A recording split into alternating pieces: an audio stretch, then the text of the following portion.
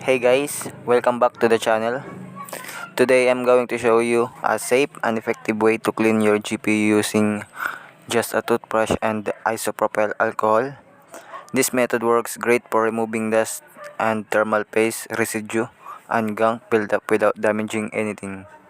All you need is a toothbrush and a tissue. If you have a microfiber, you can use it, or compressed air.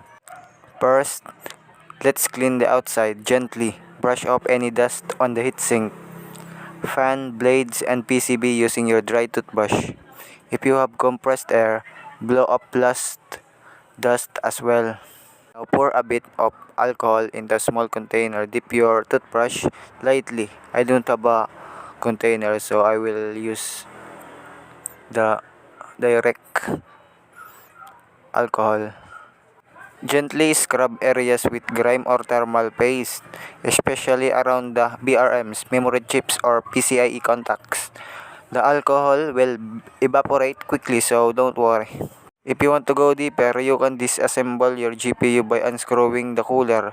Clean all the thermal paste from the GPU die using alcohol and microfiber cloth or tissue. Brush around the internal components carefully.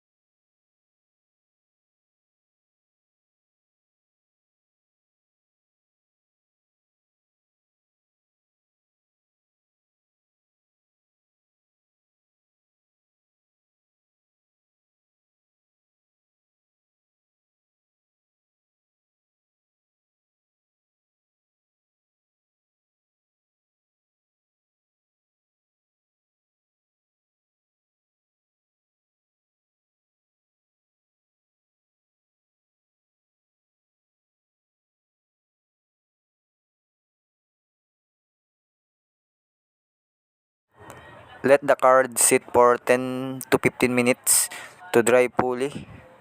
Alcohol dry fast, but make sure it's completely clean and dry before plugging it back in. Then reassemble your GPU.